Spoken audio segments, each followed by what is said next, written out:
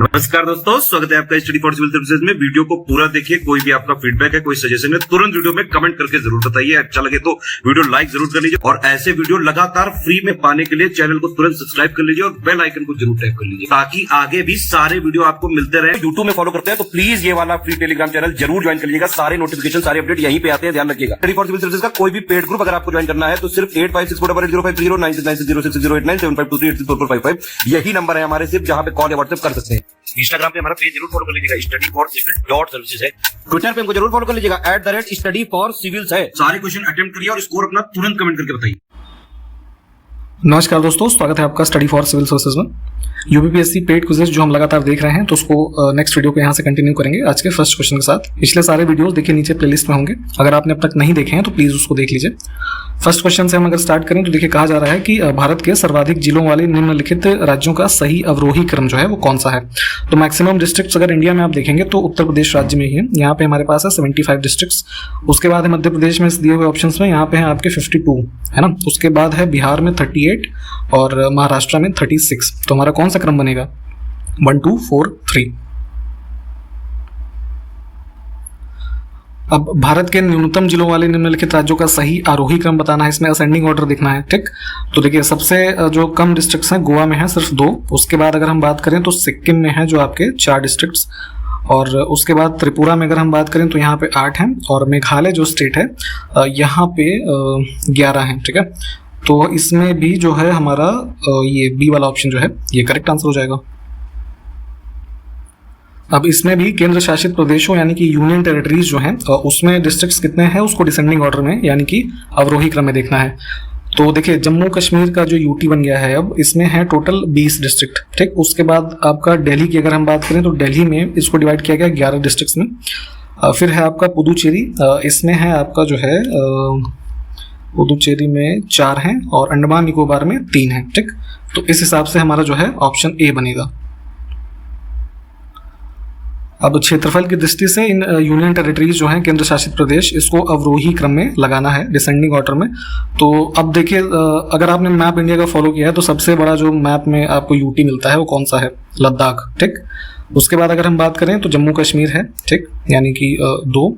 फिर अंडमान निकोबार और दिल्ली इसमें सबसे छोटा ही है ना। तो सीधा सीधा 1 2 3 4 जो है ये करेक्ट हो जाएगा। अब यहाँ पे किसका सुमेल यानी कि जो मैच है वो नहीं है, तो कुछ सिटीज़ हैं और वहाँ पे कौन सा जो है आपका इंडस्ट्री फेमस है उसके बारे में लिखा है। तो डी ऑप्शन बर्मिंघम जो है ये गलत है। जलपोत निर्माण यहाँ पे दिया है परंतु ये आयरन एंड स्टील जो मैन्युफैक्चरिंग है इसके लिए फेमस है। डी ऑप्शन जो है इसमें ये गलत है। अब इसमें भी कौन सा सुमेलित नहीं है, तो यहाँ पे देखिए जो ह्यूस्टन है यूएसए का, ये ऑटोमोबाइल नहीं, ये स्पेस एक्सप्लोरेशन के लिए जो है एक फेमस सिटी है स्पेस सेंटर के लिए। डी ऑप्शन को चूज करेंगे। फिर से कौन सा सुमेलित नहीं है, तो यहाँ पे इस वाले ऑप्शन में मॉस्को जो है रशिया में, ये बेसिकली मशीन बिल्डिंग वगैरह के लिए काफ़ी फेमस है। सी ऑप्शन को चूज करेंगे यहाँ से हम। अब इसमें देखिए कौन सा सुमेलित नहीं है, तो यहाँ पे जो मेसाम्बी रेंज लिखा है ये यूएसए में है। ये basically iron deposit, iron ores जो होते हैं इसके डिपॉजिट के लिए काफ़ी फेमस है। इसमें कोयला लिखा हुआ है।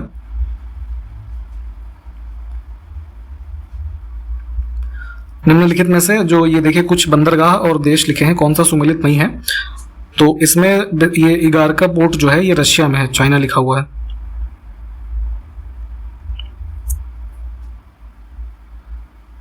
लिखित वाईपी ने विश्व कौशल प्रतियोगिता 2022 में प्रोटोटाइप मॉडलिंग कौशल में कौन सा पदक जीता है? ठीक है, तो ये भारत के जो है एक इंजीनियर हैं लिखित वाईपी। ठीक, तो इन्होंने विश्व कौशल प्रतियोगिता यानी कि जो ये यहाँ पे जितने भी जैसे नए आपके कुछ आइडियाज हैं तो उसको किसी प्रोडक्ट का प्रोटोटाइप जो आपने बनाया तो उसको एक तरीके से प्रेजेंट करने वर्ल्ड लेवल पे एक ये कंपटीशन होता है, वर्ल्ड स्किल्स कंपटीशन, यहाँ पे जो अभी हुआ है यहाँ बर्न स्विट्जरलैंड में हुआ था। ठीक, तो इसमें इन्होंने जो है जीता है आपका ये ब्रॉन्ज मेडल। ठीक, सी ऑप्शन हमारा करेक्ट हो जाएगा। हाल ही में विलियम सैमोई अराब रुएटो, बड़ा बढ़िया सा नाम होता है इन लोग का, बड़ा बड़ा, तो देख लीजिए। तो किस देश के नए राष्ट्रपति चुने गए हैं, तो ये चुने गए हैं अफ्रीका का जो कंट्री है केन्या। नेक्स्ट है कि 2022 का जो आईसीसी मेंस 2020 वर्ल्ड कप होगा है ना, कौन से देश में जो है उसकी मेजबानी की जाएगी, तो ये हो रहा है आपका ऑस्ट्रेलिया में, अक्टूबर से स्टार्ट होगा। हाल ही में A.N. शमसीर को किस राज्य की विधानसभा के 24वें अध्यक्ष यानी कि स्पीकर के रूप में चुना गया है, ठीक है। तो ये केरला में जो यहाँ पे CPI मार्क्सिस्ट वाली गवर्नमेंट है, तो उसके ये जो है वहाँ के स्पीकर चुने गए हैं। हाल ही में किस देश ने खुद को परमाणु हथियार संपन्न देश घोषित किया है, ठीक है। न्यूक्लियर वेपन जो है एक तरीके से इन्होंने डिक्लेयर किया कि हमारे पास भी है। तो ये देश है वो किम जोंग जो है ना, dictator, north Korea, option D. अच्छा, आपको एक चीज़ ये बताना है कि ऐसे कितने देश हैं जो न्यूक्लियर वेपन्स जिनके पास है ऑफिशियली, ठीक है, उनके नाम और संख्या बताइए जरा कमेंट करके। National e governance services limited एक ये संस्थान है, तो इसके साथ साझेदारी में इलेक्ट्रॉनिक बैंक गारंटी एक ये सिस्टम डेवलप किया गया है, EBG, है ना, EBG, ठीक। तो इसको जारी करने वाला देश का पहला बैंक जो है कौन सा बन गया है। तो देखिए अभी भी क्या होता है, जैसे कि बैंक वगैरह के जैसे स्पेशली लोन वाले केसेस जो होते हैं या और भी तमाम तरीके के जो वेरिफिकेशन है तो पेपर मोड में होता है, ठीक है। तो बड़ा एक लंबा प्रोसेस होता है और बहुत टाइम लग जाता है उसमें। तो उसी को यहाँ पे एलिमिनेट करके सारी चीज़ों को डिजिटल फॉर्मेट में जो है कन्वर्ट करते हुए जितने भी स्टैंपिंग का काम है, वेरिफिकेशन, डिलीवरी, ये सब ना, तो उससे संबंधित ये एक सिस्टम डेवलप किया गया है, EBG, ठीक है। तो इसको इशू किया है ये HDFC बैंक ने।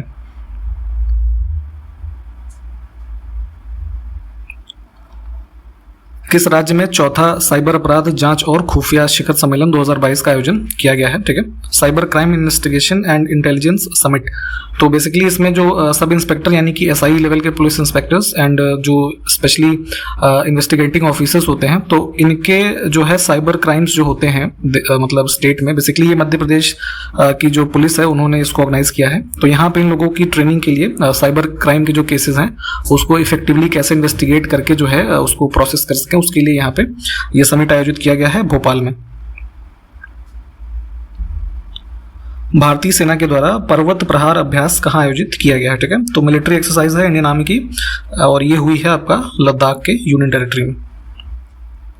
हाल ही में प्रकाशित एक पुस्तक divorce and democracy, a history of personal law in post independence India, ठीक है, ये पूरा पुस्तक का नाम है। तो ये शुरू का टाइटल ध्यान से देखा के लिए डाइवोर्स एंड डेमोक्रेसी, ठीक है। तो ऐसे देख करके पूछ लेते हैं कि इसके लेखक कौन है, ठीक है। तो ये इसके लेखक हैं सौम्या सक्सेना। हाल ही में सुप्रीम कोर्ट के पूर्व मुख्य न्यायाधीश कमल नारायण सिंह का निधन हो गया है। तो ये पूछ रहे हैं आपसे कि मुख्य न्यायाधीश के रूप में इनका कार्यकाल जो है कब से कब तक रहा, ठीक है। तो ये कमल नारायण सिंह जी जो थे, he was the shortest serving chief justice of India. तो ये इनका टाइम पीरियड था यही 25 नवंबर 91 से 12 दिसंबर 91 तक, ठीक, ऑप्शन ए।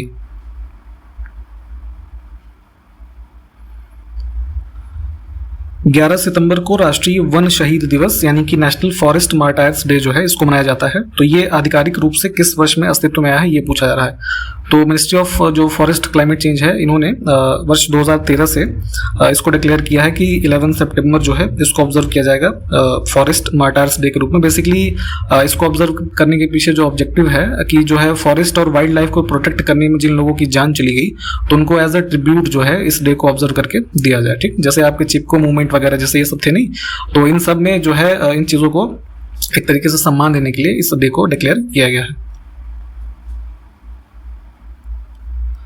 11 सितंबर को किन दो देशों के बीच एक समुद्री अभ्यास जिसका नाम है जाइमेक्स 22, ठीक है। तो इसका छठा संस्करण है बेसिकली जाइमेक्स एक्सरसाइज का, बंगाल की खाड़ी के रीजन में इसको आयोजित किया गया है। तो इसमें शामिल है भारत और जापान।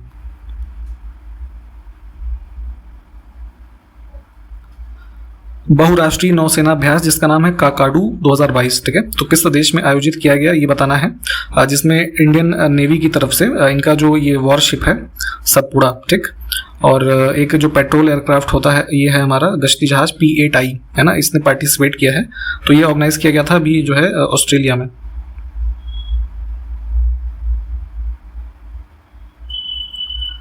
देखिए एक भारतीय समूह जो वेदांता है और ताइवान की एक इलेक्ट्रॉनिक मैन्युफैक्चरर कंपनी फॉक्सकॉन, ठीक है। तो ये कंपनीज के नाम ध्यान रखिएगा, वेदांता और फॉक्सकॉन, ठीक है।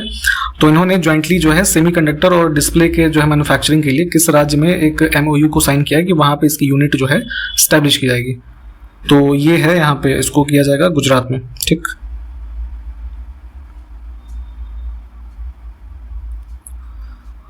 नागोर्नो कराबाख क्षेत्र जो है इसको लेकर के किन दो देशों के बीच विवाद है, ये पूछा जा रहा है। तो बेसिकली ये जो रीजन है एक देखेंगे तो माउंटेनियस रीजन है बेसिकली, और यहाँ पे काफ़ी ज़्यादा जो है डेंसली जो है ये फॉरेस्ट वाला एरिया जो है। तो इसका इंटरनेशनल लॉ में आप देखेंगे तो ये रिकॉग्नाइज्ड है टेरिटरी के रूप में अजरबैजान का, ठीक है। परंतु इस पे जो है यहाँ पे अब डिस्प्यूट वगैरह है अजरबैजान और आर्मेनिया के बीच में, ठीक है, वही इस एरिया के टेरिटोरियल ओनरशिप को लेकर के। तो ये जो है बी ऑप्शन हम इसको चूज करेंगे। रिसेंटली जो है ये चर्चा में रहा था। हाल ही में खादी इंडिया जो हमारा समूह है, तो इन्होंने किस शहर में एक प्रदर्शनी और फैशन शो जिसका नाम है अहेली खादी, ठीक है, इसका आयोजन किया। तो ये खादी के द्वारा जो है ऑर्गेनाइज किया गया है, खादी इंडिया के द्वारा, ये ध्यान रखेंगे। और ये यहाँ पे गुजरात में गांधीनगर में किया गया है। Which union minister recently launched the US startup, इसका देखिए एक नाम है सेतु, ठीक है, शॉर्ट फॉर्म में। फुल फॉर्म यहाँ लिखा है supporting entrepreneur transformation and upskilling programme, ठीक है।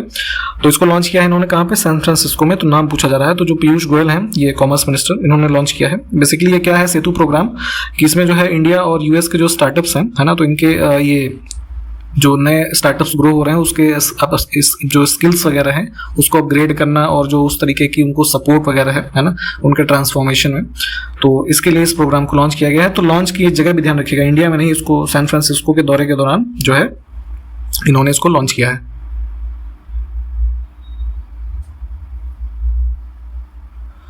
भारत 2023 के जो G20 समिट इंडिया में होने वाला है, तो उसमें किस देश को जो है गेस्ट कंट्री के रूप में आमंत्रित करेगा, ठीक है, गेस्ट नेशन के रूप में जो है। देखते होंगे ना कि आप समिट्स में जो है देशों को, जैसे अभी G7 के समिट में इंडिया भी गया था, तो यहाँ पे जो जम्मू कश्मीर में हमारा G20 समिट होगा नेक्स्ट ईयर, उसमें इन्वाइट किया गया है बांग्लादेश को।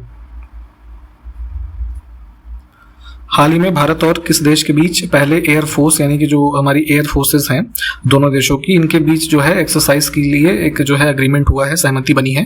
तो ये देश है भारत के साथ जापान। हाल ही में किस देश ने 2022 के मेंस रग्बी विश्व कप सेवन्स का खिताब जीता, ठीक है। तो देखिए जो रग्बी का वर्ल्ड कप होता है ये आयोजित हुआ 2022 का साउथ अफ्रीका के केप टाउन में। और यहाँ पे मेंस कैटेगरी में जो ये वर्ल्ड कप जीता है, ये जीता है फिजी की टीम ने, और वुमेन्स में जो टीम जीती है वो ऑस्ट्रेलिया की है। तो यहाँ पे मेंस का पूछा था, तो हम बी ऑप्शन को चूज करेंगे। हाल ही में भारत और किस देश के बीच हिंद प्रशांत त्रिस्तरीय विकास सहयोग जो है इसको स्थापित करने पर सहमति बनी है, यानी कि Indo Pacific trilateral development corporation. तो बेसिकली इसको एस्टैब्लिश जो है किया जा रहा है। तो हमारा जो ये इंटरनेशनल सोलर अलायंस सेटअप किया गया था भारत और फ्रांस के द्वारा, तो उसी के अंतर्गत उस जो हमारा ISA का फ्रेमवर्क है उसके अंतर्गत जो फर्दर डेवलपमेंट प्रोजेक्ट्स हैं उसको शुरू और आगे बढ़ाने के लिए यहाँ पे इसको सेटअप करने की बात है फ्रांस के द्वारा, ठीक, भारत और फ्रांस। अगला देखिए 11 से 30 अक्टूबर तक फीफा अंडर 17 महिला फुटबॉल का जो विश्व कप है वर्ष 2022 का, इसको जो है किस देश में आयोजित किया जाएगा। तो ये इसका आयोजन हो रहा है इंडिया में, ऑप्शन सी हमारा करेक्ट है। आप बताइए इंडिया में जो है कहाँ पे हो रहा है, किस स्टेट में। सितंबर महीने में वर्ष 2022 की बात हो रही है। तो विश्व जल कांग्रेस और प्रदर्शनी जो है इसको किस देश की राजधानी कोपेनहेगन जो है वहां पर आयोजित किया गया है, ठीक। तो वर्ल्ड वाटर कांग्रेस इसको आयोजित किया गया आपका यहाँ पे कोपेनहेगन में, और ये कहाँ की कैपिटल है, डेनमार्क, यानी कि सी ऑप्शन। 14 सितंबर 2022 को नई दिल्ली में भारत के शून्य प्रदूषण ई मोबिलिटी अभियान, यानी कि जो ये बेसिकली लास्ट ईयर एक ये कैंपेन चलाया गया था, इंडियाज जीरो पॉल्यूशन ई मोबिलिटी कैंपेन, ठीक है। तो उसी की पहली वर्षगांठ के अवसर पर एक शून्य फोरम, बेसिकली एक तरीके का ये इवेंट था, इसको जो है आयोजित किया गया है नीति आयोग के द्वारा, ठीक है।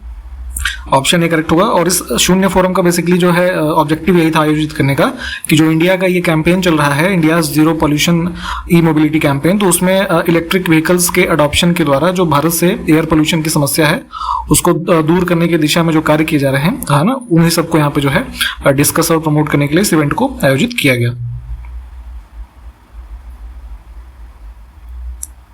हाल ही में स्वास्थ्य मंत्री जो हमारे केंद्र के हैं मनसुख मंडाविया, तो इन्होंने रक्तदान अमृत महोत्सव 2022 कब से कब तक शुरू करने की घोषणा की है, ठीक है।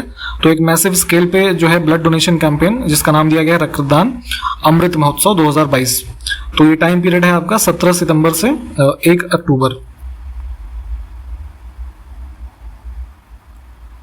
सितंबर 2022 में इलेक्शन कमीशन यानी कि निर्वाचन आयोग ने कितने पंजीकृत गैर मान्यता प्राप्त राजनीतिक दलों को निष्क्रिय यानी कि इनएक्टिव जो है इसको घोषित किया है। तो आपको पता ही होगा कि जो है रिकॉग्निशन हो जो या फिर उसको रिव्यू करना हो, तो ये सब का काम भारत में पॉलिटिकल पार्टीज के संदर्भ में हमारा इलेक्शन कमीशन करता है। तो यहाँ पे जो है अभी सितंबर में 253 ऐसी जो पार्टीज हैं, है ना, रजिस्टर्ड अनरिकॉग्नाइज्ड, जो कि बहुत समय से इनएक्टिव हैं, कोई भी उनमें जो है कह लीजिए कार्य नहीं हो रहा है कोई भी इलेक्शन से संबंधित, तो ऐसे दलों को जो है निष्क्रिय घोषित किया गया है। नवंबर 2022 में संयुक्त राष्ट्र जलवायु परिवर्तन पर 27वां सम्मेलन जो है COP27, ठीक है, कॉन्फ्रेंस ऑफ पार्टीज। तो आपको याद होगा लास्ट ईयर 26 COP हुआ था हमारा कहाँ पे, ग्लासगो में, और अभी जो ये 27 हो रहा है ये कहाँ पे हो रहा है, इजिप्ट यानी कि मिस्र में, ऑप्शन डी। भारत ने 2022 अंडर 17, ये यहाँ पे इंग्लिश में इसको देखिएगा SAFF, बेसिकली इसका फुल फॉर्म है साउथ एशियन फुटबॉल फेडरेशन, ठीक है। तो इनके द्वारा आयोजित जो अंडर 17 ये फुटबॉल की प्रतियोगिता है, इसको किस देश को हरा करके जीता है भारत की टीम ने। तो भारत का जो है ये चौथा टाइटल हो गया इस बार जीतने के साथ, और इन्होंने हराया है नेपाल की टीम को, ठीक। ऑप्शन हमारा जो है ए करेक्ट हो जाएगा। विश्व कुश्ती चैंपियनशिप में 2 मेडल जीतने वाली पहली भारतीय महिला खिलाड़ी कौन बन गई हैं इसमें से। तो यहाँ पे जो है ये विनेश फोगाट जो है ऑप्शन डी में, ये जो है अभी हाल ही में 53 kg में जो है मेडल जीती थी, ये सिल्वर मेडल, ठीक। तो उसके साथ ये जो है 2 मेडल अब जीतने वाली कुल ऐसी बन गई हैं खिलाड़ी भारत की वर्ल्ड रेसलिंग चैंपियनशिप में, ठीक। भारत के पहले civil engineer doctor M Visvesvaraya की याद में अभियंता दिवस यानी कि इंजीनियर्स डे की बात की जा रही है। ये किस दिन मनाया जाता है? तो इंजीनियर्स डे हम मनाते हैं 15 सितंबर को, डी ऑप्शन, ठीक है, ये करेक्ट हो जाएगा। अच्छा, ये विश्वेश्वरैया जी का जो है कंट्रीब्यूशन क्या रहा भारतीय इतिहास में, जरा आप बताइएगा तो आप लोग कमेंट करके। 12 और 13 सितंबर 2022 को हमारे भारत की जो तीनों सेनाएं हैं, जल, थल और वायु सेना, तो इसके कमांडरों का 36वां सम्मेलन जो है कहाँ आयोजित किया गया है, ठीक है, ट्राई सर्विसेज कमांडर्स कॉन्फ्रेंस। तो इसको आयोजित किया गया था यहाँ पोर्ट ब्लेयर में। हाल ही में राष्ट्रीय इस्पात निगम लिमिटेड यानी कि जो हमारा ये संस्थान कहाँ पे लोकेटेड है यही पूछा जा रहा है इसमें, ठीक। तो इसको लगातार चौथी बार जो है राजभाषा कीर्ति पुरस्कार जो है दिया गया है, 2021-22 से सम्मानित किया गया है। तो अब इसकी लोकेशन बतानी है, तो ये विशाखापट्टनम में स्थित है, ठीक। अच्छा, ये राजभाषा कीर्ति पुरस्कार जो है ये किस संस्था या किस सरकार के द्वारा जो है दिया जाता है, प्रोवाइड किया जाता है, ये बताएं आप।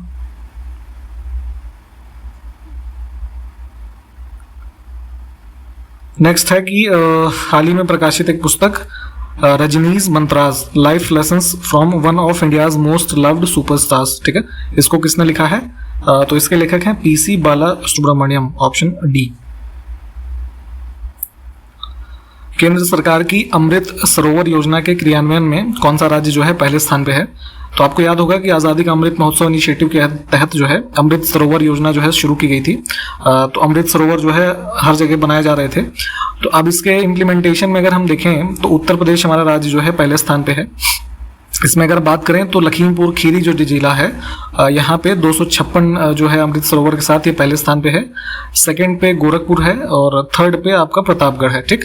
और अगर हम ओवरऑल ये स्टेट्स की बात करें तो यूपी जो है पहले पे था और इसमें मध्य प्रदेश दूसरे स्थान पे है और ऐसे करके जो है क्रम है। तीसरे पे शायद जम्मू कश्मीर है। तो ऐसे कुछ ये क्रम है। तो शुरू के 2-3 याद रखें और यूपी में ये आंकड़े याद रखें जो अभी बताए गए आपको। हाल ही में किस देश के स्टार टेनिस खिलाड़ी रॉजर फेडरर ने जो है अपने इस खेल से अब संन्यास लेने की घोषणा की है? तो ये संबंधित हैं आपके स्विट्जरलैंड के प्लेयर हैं, option D. One of the most successful tennis players in the world आप कह सकते हैं इनको। इन्होंने सिंगल्स में ही जो है कुल मिलाकर के 20 जो ग्रैंड स्लैम्स होते हैं, है ना, वो जीते हैं। तो काफी इनके बारे में जो फैक्ट्स हैं ध्यान रखेंगे, इंपॉर्टेंट है। आने वाले दिनों में इनसे क्वेश्चन जो है पूछे जाएंगे जरूर।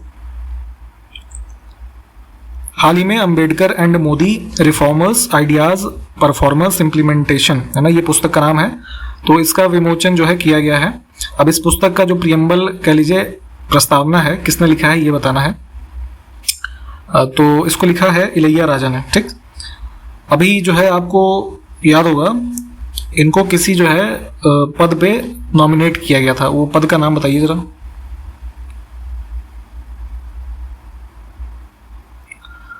15 सितंबर 2022 को नई दिल्ली में किस केंद्रीय मंत्री की उपस्थिति में असम सरकार और असम के 8 जनजातीय समूहों के बीच एक त्रिपक्षीय शांति समझौते पर हस्ताक्षर किया गया? ठीक है, तो ये जो त्रिपक्षीय शांति समझौता है, बेसिकली जो असम में ये चाय के बागान के जो कारीगरों का कई सालों से एक तरीके से उनके कह लीजिए वर्किंग कंडीशन, सैलरीज, इन सब को लेके जो संकट है, तो उसको समाप्त करने के लिए यहाँ पे ये असम के स्टेट गवर्नमेंट और वहाँ के जो 8 ऐसे ट्राइबल ग्रुप्स हैं उनके बीच में ये समझौते ज्ञापन पर हस्ताक्षर हुए हैं। और इसमें जो है पार्टिसिपेट किया है union home minister Amit Shah ने।